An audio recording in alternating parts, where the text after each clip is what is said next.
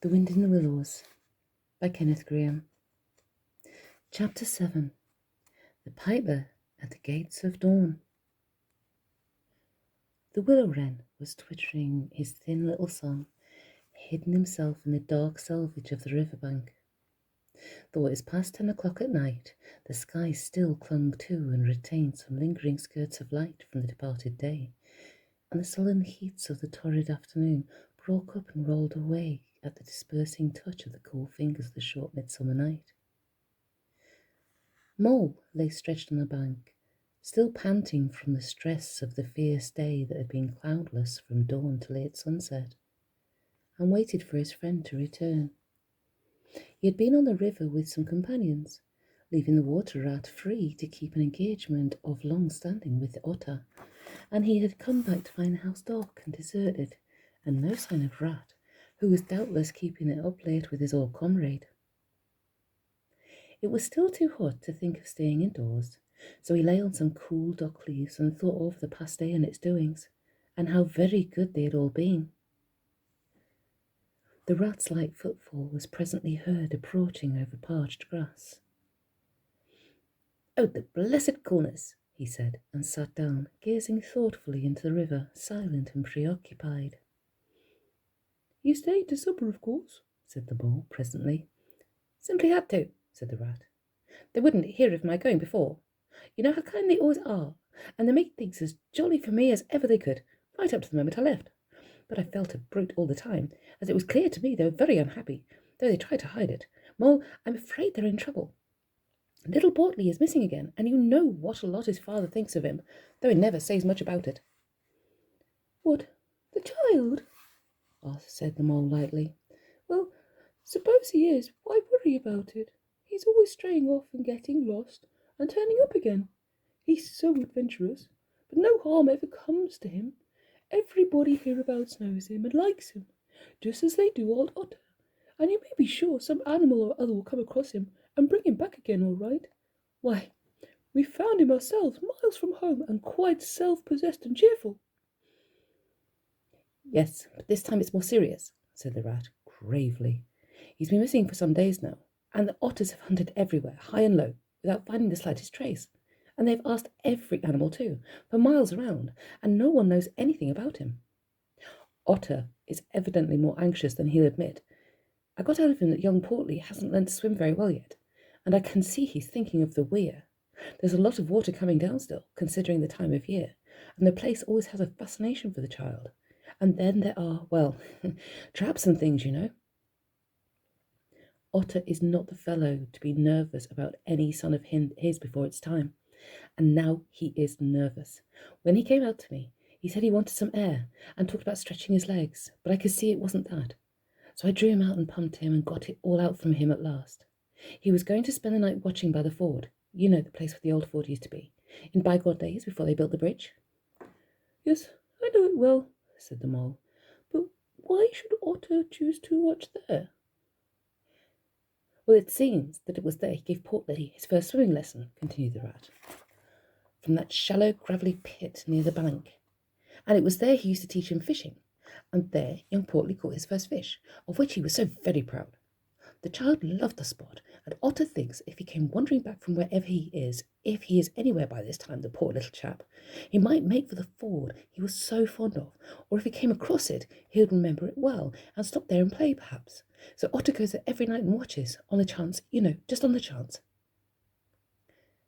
They were silent for a time, both thinking of the same thing. The lonely heart-sore animal, crouched by the ford, watching and waiting the long night through, on the chance. Well, said Rat presently, "I suppose we ought to be thinking about turning in." But he never offered to move.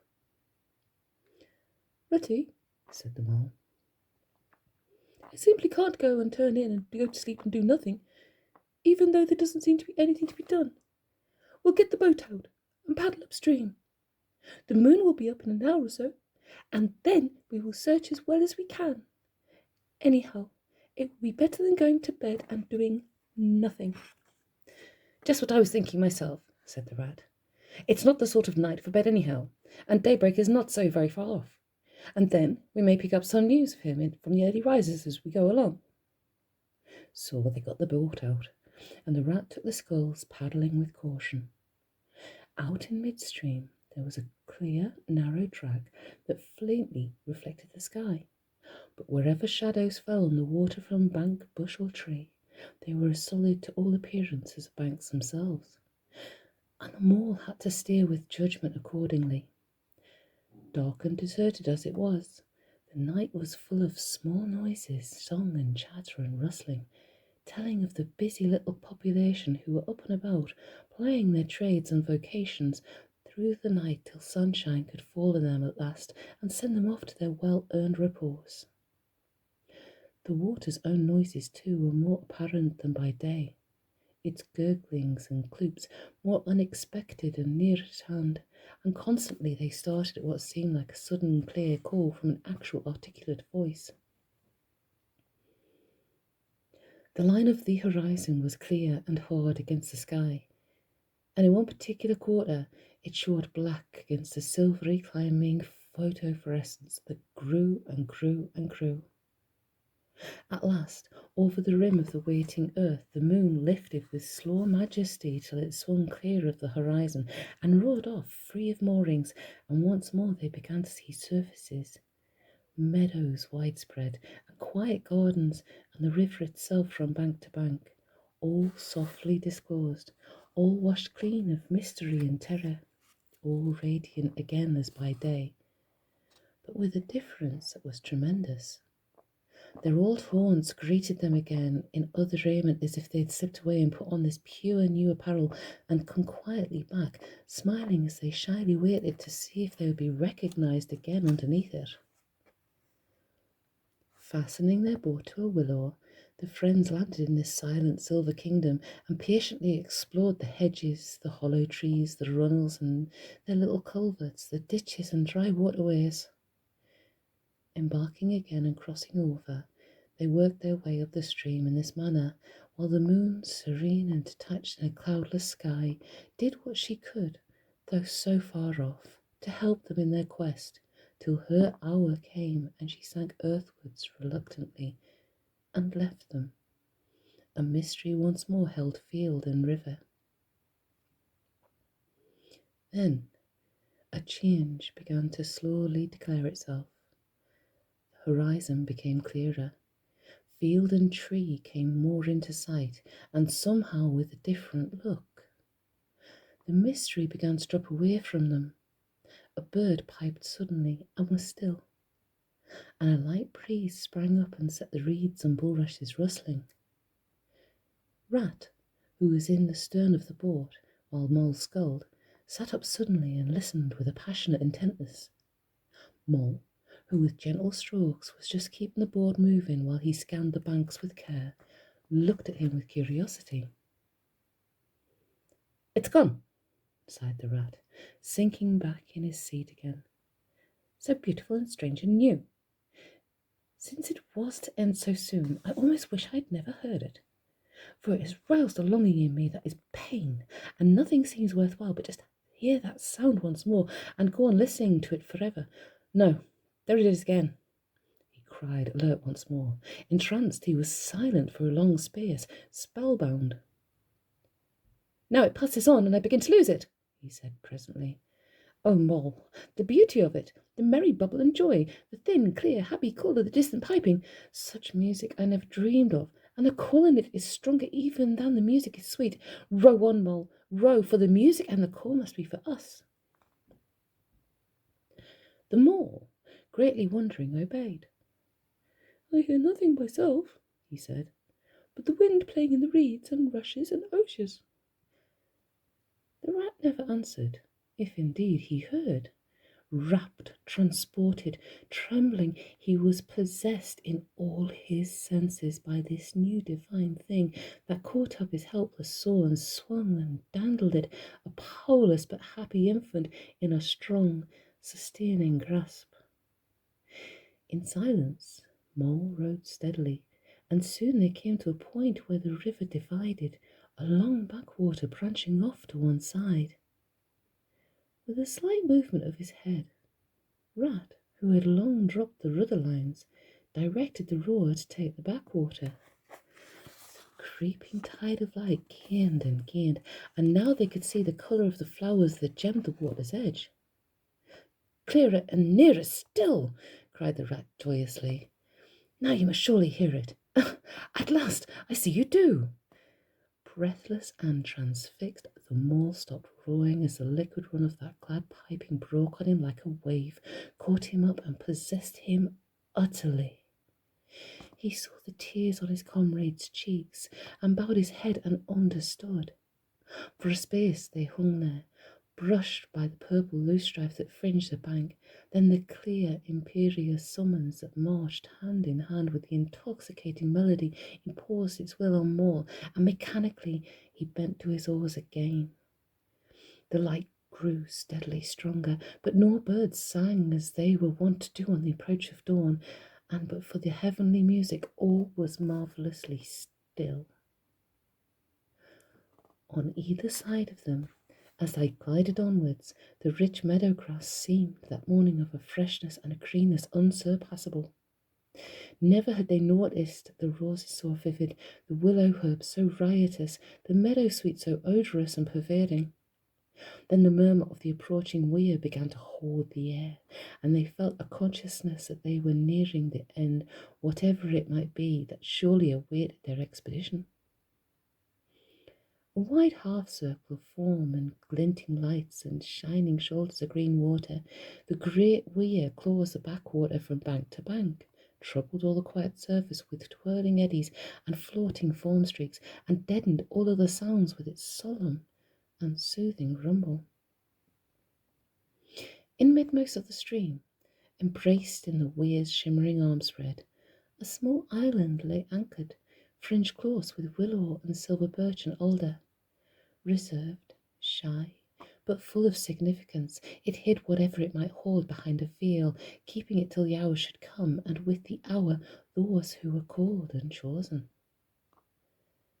Slowly, but with no doubt or hesitation whatever, and in something of a solemn expectancy, the two animals passed through the broken, tumultuous water, and moored their boat at the flowery margin of the island. In silence they landed and pushed through the blossom and scented herbage and undergrowth that led up to level ground.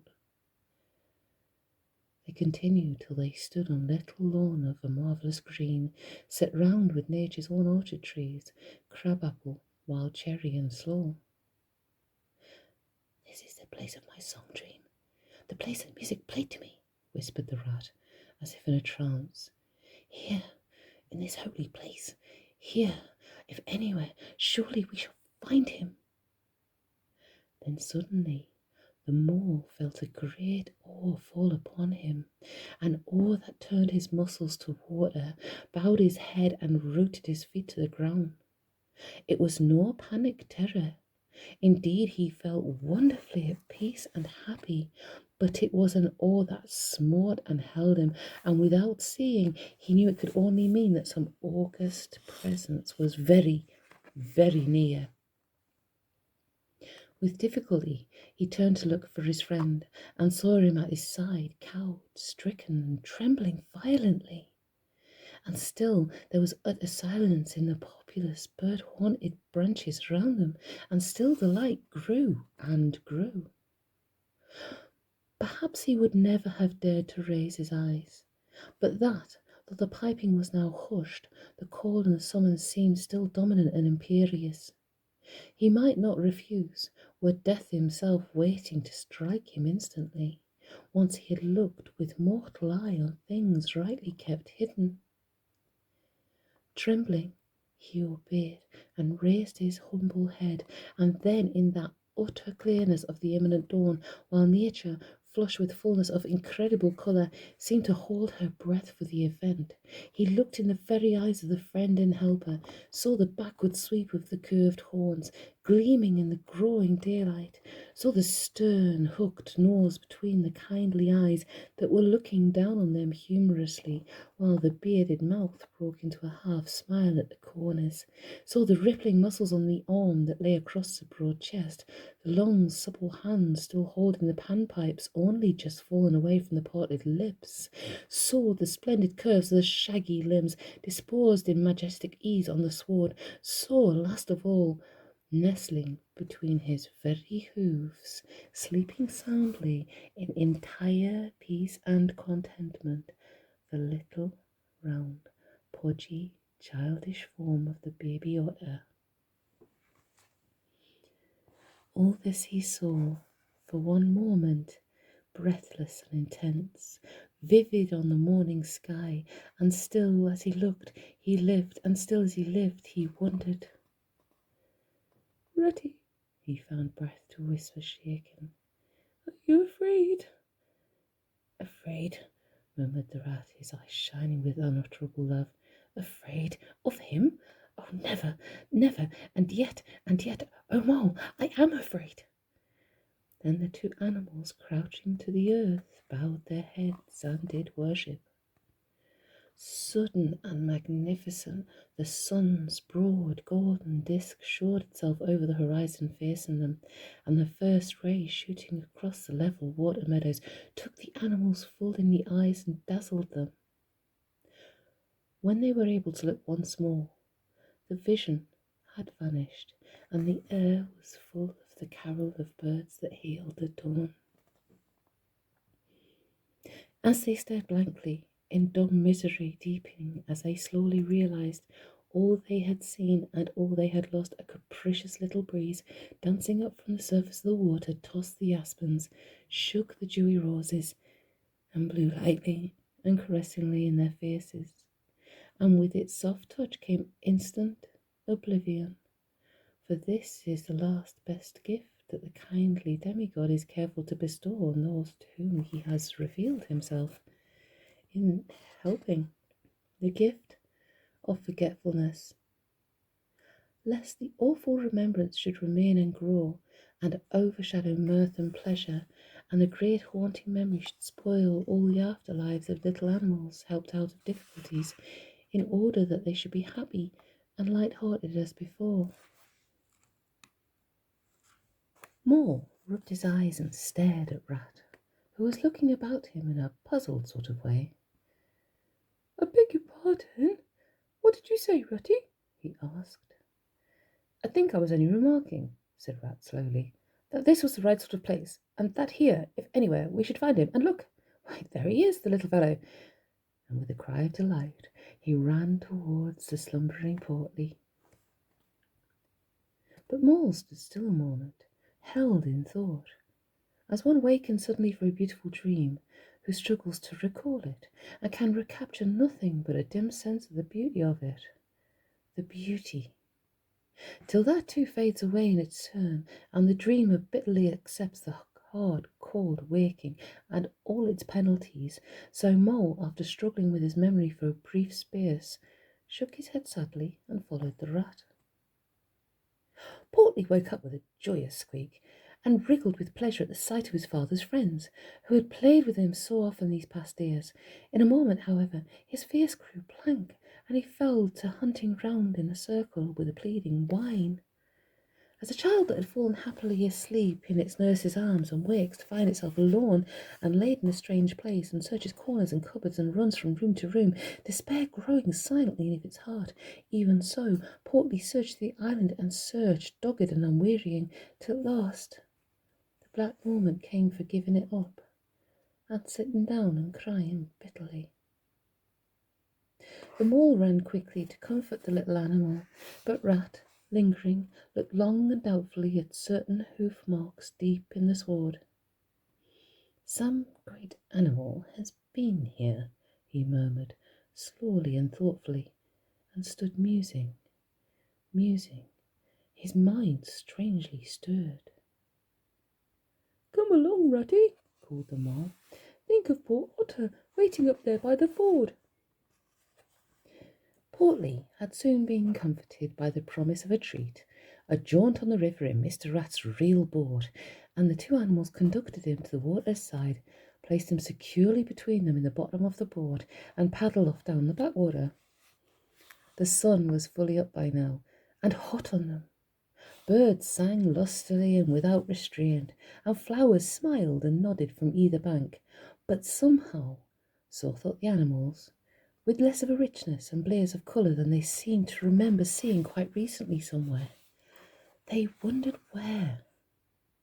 The main river reached again. They turned the boat's head upstream, towards the point where they knew their friend was keeping his lonely vigil. As they drew near the familiar ford, the mole took the boat into the bank, and they lifted Portly out and set him on his legs on the towpath, gave him his marching orders and a friendly farewell pat on the back, and shoved out into midstream.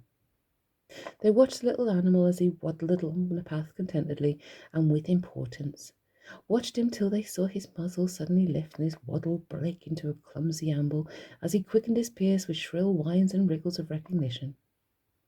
Looking up the river, they could see Otter start up, tense and rigid, from the shallows where he crouched in dumb patience, and could hear his amazed and joyous bark as he bounded up through the osiers onto the path. Then the Moor, with a strong pull on one oar, swung the boat round and let the full stream beat them down again, whither it would, their quest now happily ended. "I feel strangely tired, Rat," said the Mole, leaning wearily over his oars as the boat drifted. "It's like being up all night, you'll say, perhaps, but that's nothing. We do as much half the nights of the week, at this time of the year. No, I feel as if I've been through something very exciting and rather terrible, and it was just over, and yet nothing in particular has happened." "Or something very surprising and splendid and beautiful," murmured the Rat, leaning back and closing his eyes. "I feel just as you do, Mo. Simply dead tired, though not body tired. It's lucky we've got the stream with us to take us home. Isn't it jolly to feel the sun again soaking into one's bones and hark to the wind playing in the trees? It's like music, far, far away music," said the Mole, nodding drowsily. "So I was thinking," murmured the Rat, dreamful and languid. "Dance music, a lilting sort, and it runs on without a stop, but with words in it too. It passes into words and out of them again. I catch them at intervals. Then it is dance music once more, and then nothing but the reed's soft, thin whispering." "You hear better than I," said the Mole sadly. "I cannot catch the words." "Let me try and give you them," said the Rat softly, his eyes still closed. "Now it is turning into words again, faint but clear. Lest the usher twirl and turn your frolic to fret, you shall look upon my power at the helping hour, but then you shall forget. Now the reeds take it up, forget, forget, they sigh, and it dies away in a rustle and a whisper, and then the voice returns. Lest limbs be reddened and rent, I spring the trap that is set. As I loose the snare, you may glimpse me there, for surely you shall forget. Row nearer, Mole, nearer to the reeds. It is hard to catch, and grows each minute fainter. Helper and hearer I cheer, small waifs in the woodland wet. Strains I find in it, wounds I bind in it, bidding them all forget. Nearer, Mole, nearer. No, it is no good. The song has died away into retalk. But what do the words mean? Asked the wondering Moor. That I do not know, said the Rat simply. I pass them on to you as they reach me. Ah, now they return again, and this time full and clear. This time at last. It is the real, the unmistakable thing, simple, passionate, perfect. Well, let's have it then, said the Mole, after he had waited patiently for a few minutes, half dozing in the hot sun. But no answer came. He looked and understood the silence, with a smile of much happiness on his face, and something of a listening look still lingering there. The weary rat was fast asleep.